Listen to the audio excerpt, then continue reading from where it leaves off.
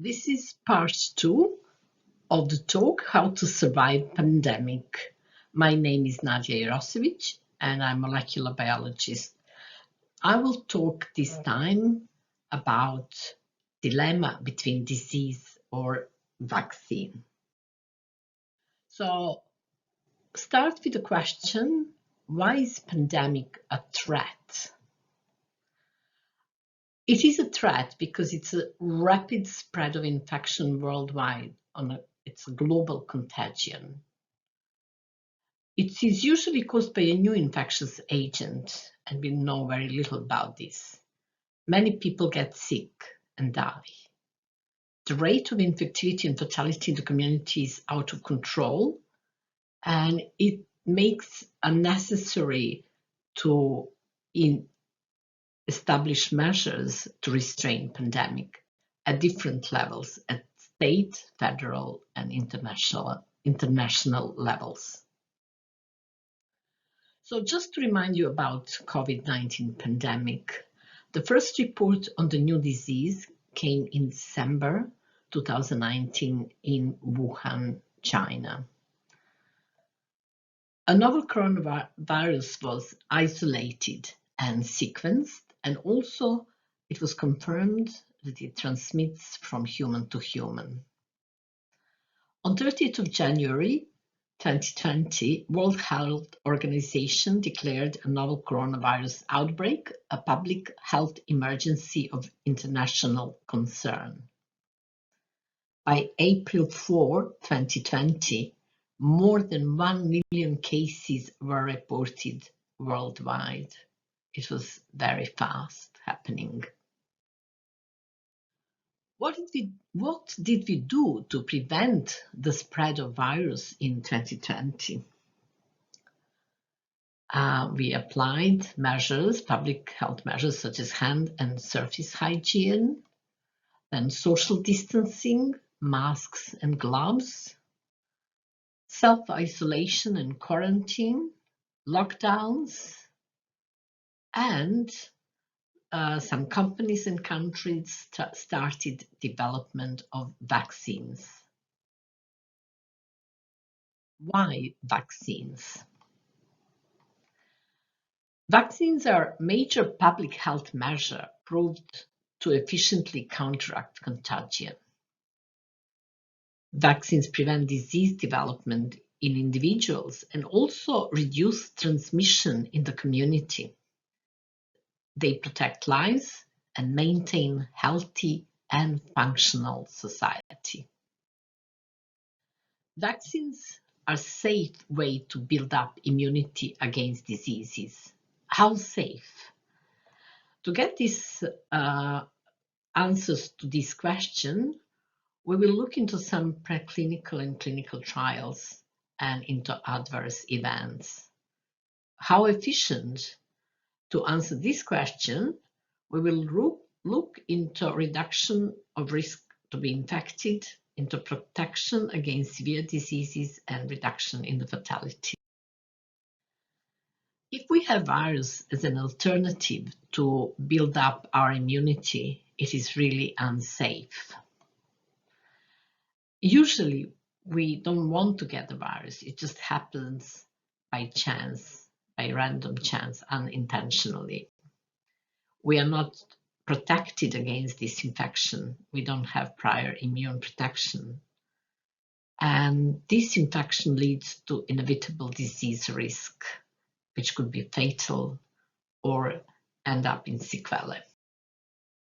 So this schematics is taken from the website of Gavi organization. It's a global alliance for vaccines. In this one, you can see the timeline of vaccine developments. It started last year, and at the beginning of the race, there was 184 vaccines in preclinical trial. This is in cell culture and on animals. 37 of these vaccines made to phase 1, which means they've been tested in a small number of healthy young individuals. And then for phase 2, 36 vaccines made a further progress. In this testing, they've been trialed in broader groups and different age groups of people. In phase 3, 31 vaccines made up to this clinical trial, and it's been spread to different countries. Trials were made in different countries and in different international trials were performed simultaneously. So we have in 2021 currently used 20 vaccines that have been authorized by state regulatory bodies. Of these 20 vaccines, 8 vaccines made up to phase 4 and being monitored in a wider population. Let's see, what are these 8 vaccines that made it to phase 4 clinical trials? So we have 3 vaccines in America, 2 in Europe, and 3 in China. So these in America are Johnson & Johnson viral vector vaccine and 2 mRNA vaccines. In Europe, we have virus vector vaccine in UK, AstraZeneca, and we have mRNA vaccine in Germany. In China, we have 2 vaccines that are prepared on attenuated virus, the whole coronavirus. One is Sinovac, and the other one is Sinopharm. And then we have also virus vector in CanSino. Why are some people against vaccines? So there are several reasons why it happens. One is lack of knowledge and fear of unknown, and they call them experimental vaccines. The other reason is they feel they lose control and freedom, and they try to defend their right to get sick. Some other people deny a pandemic. It's not real, it's not happening. Also, there are some delusions about being untouchable. I'm healthy, the virus cannot harm me. And some fear of needle injection, the other fear of adverse events from vaccine. But the only right way to make decision about vaccination is to get proper information. And then you can resolve dilemma virus or vaccine.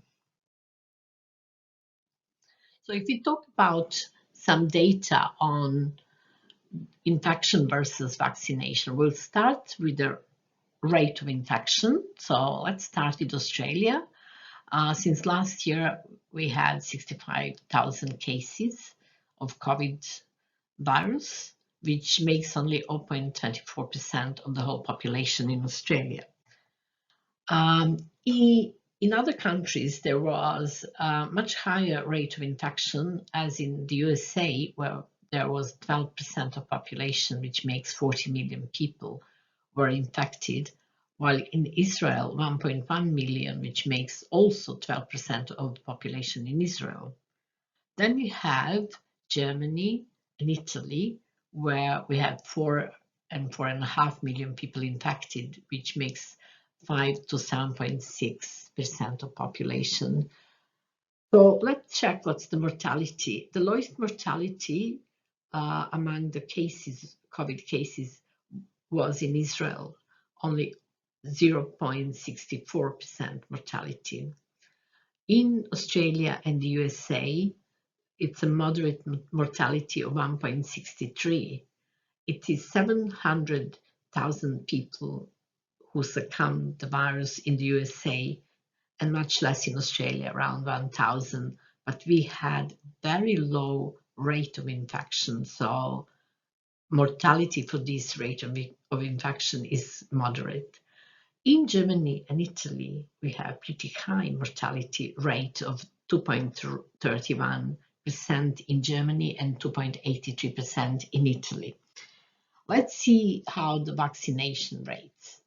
So this refers to number of people in the whole community, the whole population who received 2 doses of any of the vaccines that are currently in use. So in the world, we have 27.7% of people vaccinated with 2 doses. In Australia, we have a bit higher, 36.6, probably today even higher. And in the USA, we have more than half population vaccinated with 2 doses. In Germany and Italy, over 60%, and in Israel, 3/4 of the populations have been vaccinated. With such a high vaccination rate, let's look into some severe adverse effects. In this slide, I will show adverse effects of viral vector vaccines, and these are AstraZeneca and Johnson Johnson. So these vaccines in some cases induce thrombotic thrombocytopenia and clotting disease. So if we compare the mortality caused by the virus, which is 1,000 fatal cases per 65,000 people who got infection, we compare what AstraZeneca vaccine did to Australians. There were 9.6 million doses delivered, and there were 8 fatal cases. If we look into percent fatality, it's 1.65 for the virus and 0.00008% for the AstraZeneca vaccine. So let's look in Germany. They had 4 million people infected with the virus and over 90,000 fatal cases. They also had a fatality rate of 2.31. As for AstraZeneca effect on German population, they've only delivered 1.6 million doses, and they had 3 fatal cases, and they stopped giving this vaccine. So they've decided the fatality occurred among younger women.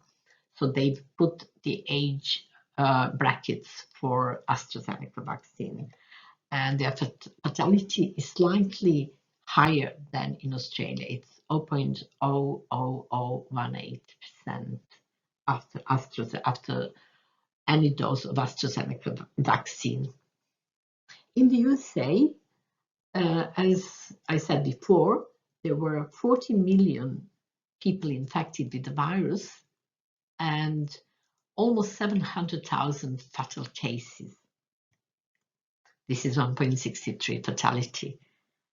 And then we have 6.8 million doses of Johnson Johnson's, which is similar to AstraZeneca vaccine. It's a virus vector vaccine. And we have 6 fatal cases, which makes up slightly higher fatality than in Australia, which is 0.00009% fatality. Let's look now into adverse effects of mRNA vaccines. So the first effect that was reported was anaphylaxis, and it's believed it's allergic reaction to polyethylene glycol. It occurs in first half an hour or 1 hour. After 17.5 million people were vaccinated, 66 cases of anaphylaxis were reported, but they've been treated immediately by adrenaline and no deaths were recorded.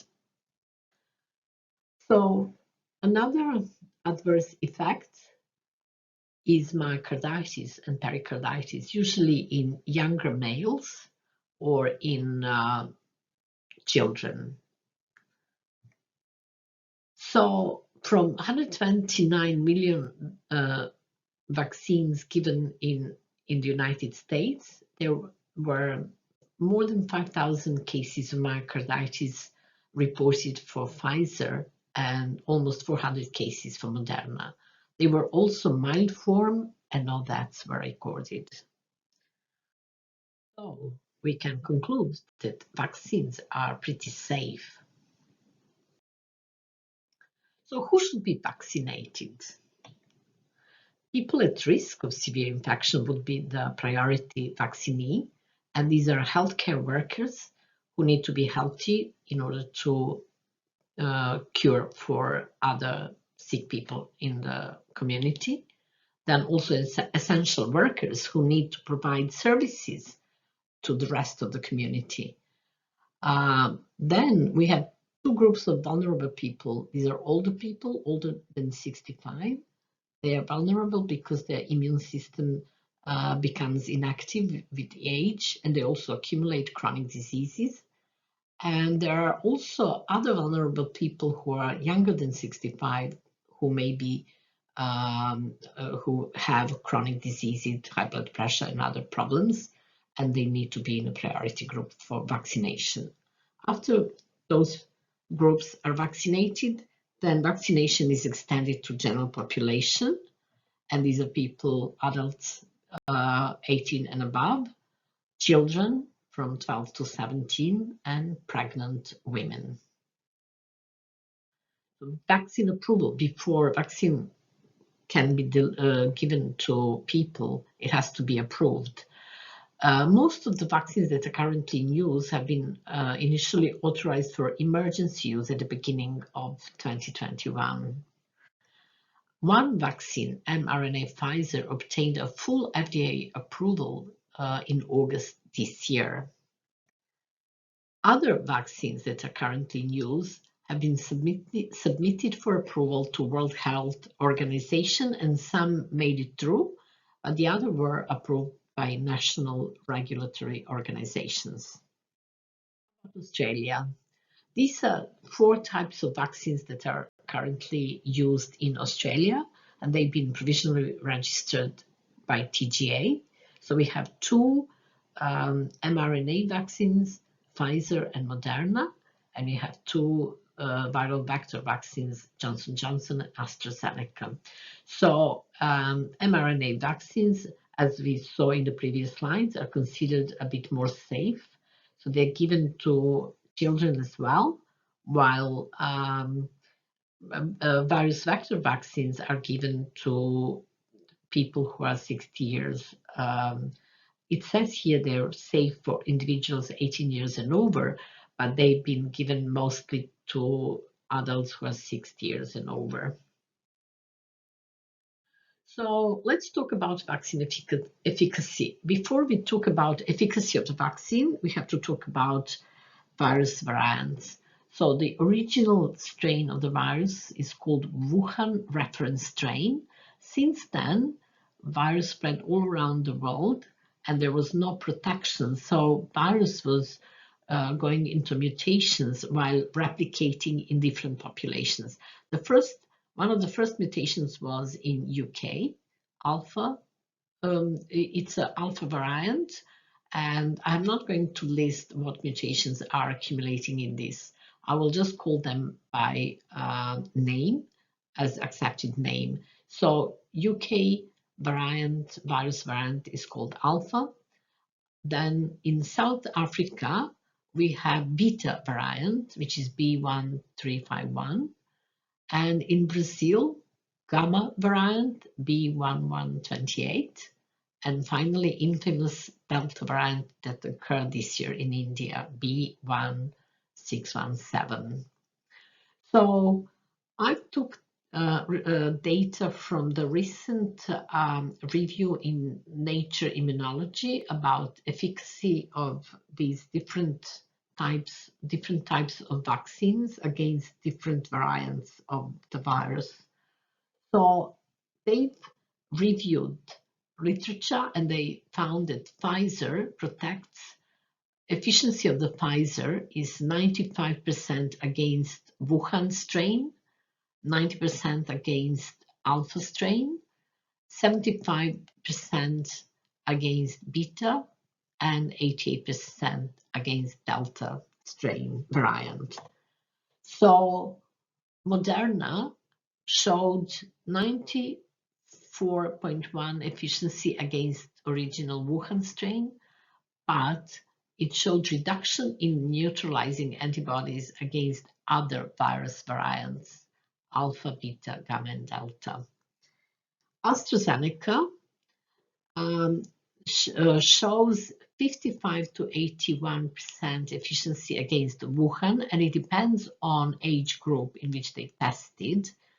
75% against alpha strain, 10% efficiency, very low efficiency against beta strain from South Africa, and also variable efficiency against delta strain from 60 to 71%.